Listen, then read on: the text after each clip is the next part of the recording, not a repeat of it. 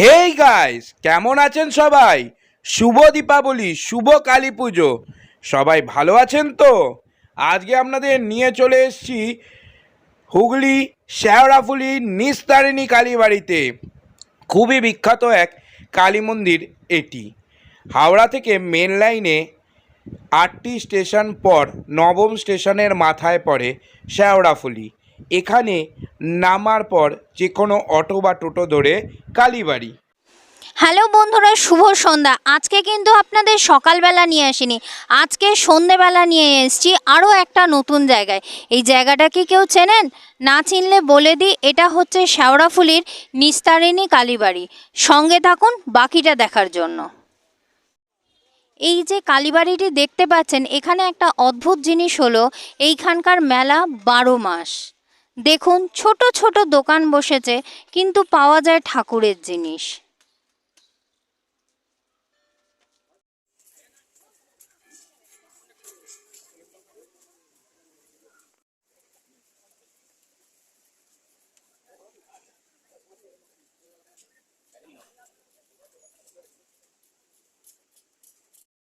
ঠাকুরের স্থান, ঠাকুরের জিনিস পাওয়াই তো স্বাভাবিক। তবে এখানে আরও ছোট ছোট খেলনা, বাচ্চাদের জিনিসও পাওয়া যায়। এখানের মেলা কোনো অকেশনাল মেলা নয়, এখানের মেলাটি 365 দিনের।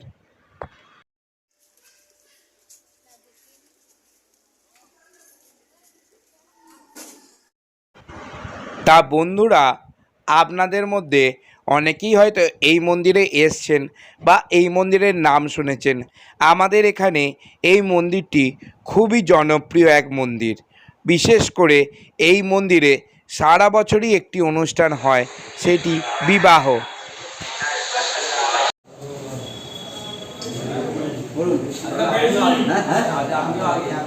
আপনি কথা বললাম না, আমি ফোন করে আরো বলবো, তার আগে তাহলে বলে দিলেন।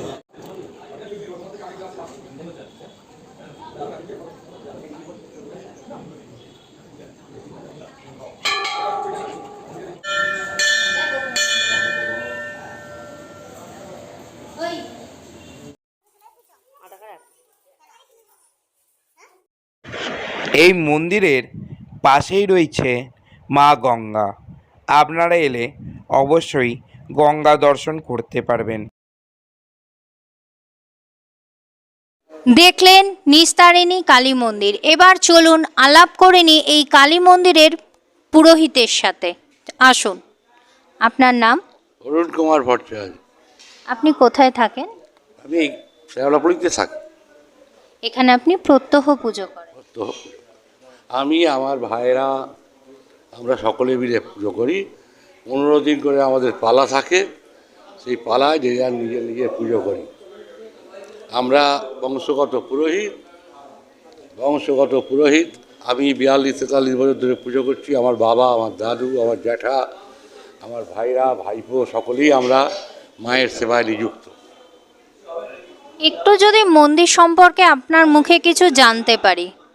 শেওড়াফুলি রাজ পরিবারের কুলদেবী শ্রী শ্রী নিস্তারিণী মাতা, শ্রী শ্রী সর্বমঙ্গলা মাতা।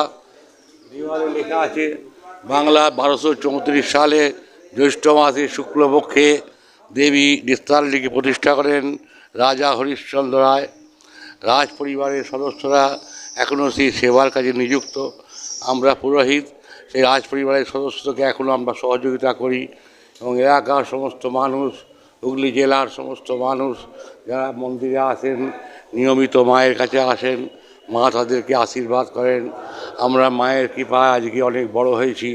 আগামী দিন মা গঙ্গাকে সাক্ষী রেখে নিস্তারিণী মন্দিরে হাজার হাজার যাত্রীর সামনে আমি এটাই প্রার্থনা করব, মা সকলে যেন সুখে থাকে, মঙ্গলে থাকে।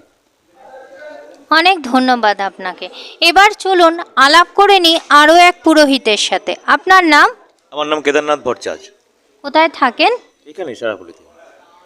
একটু যদি আপনার এই যে পুজো করেন তার যে এক্সপিরিয়েন্স একটু আমাদের সাথে শেয়ার করুন।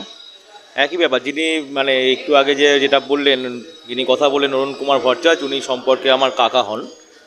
এছাড়া আমার বাবারা রয়েছেন, সজল ভট্টাচার্য, তিনি রয়েছেন, আমার দাদারা রয়েছেন। একই ব্যাপার, পুরো পুজো পাঠ যেমন প্রতিদিন হয় মায়ের সকালবেলা যেরকম সকাল ছটার সময় মন্দির খোলা হয়, দুপুরবেলা একবার বন্ধ হয়, দুটো এরকম সময়, আবার ঠিক বিকেল 5টার সময় মন্দির খোলা হয়, রাত্রি 9টা 9:30 অবধি মন্দির খোলা থাকে। নিত্যদিন মায়ের 11টা এরকম সময় মায়ের নিত্য পুজো হয়, ভোগ হয়, আবার আরতি হয়, আবার সন্ধ্যাবেলা আরতি হয়, মায়ের ভোগ হয়। এরকমভাবেই মায়ের পুজো, প্রতিদিন মায়ের পুজোটা এরকমভাবেই চলে আসছে। অনেক ধন্যবাদ আপনাকে। আচ্ছা, এই পুজো আমরা মানে কোন সময়, পার্টিকুলার কোন সময় এই মন্দিরে সব থেকে বেশি ভিড় হয়?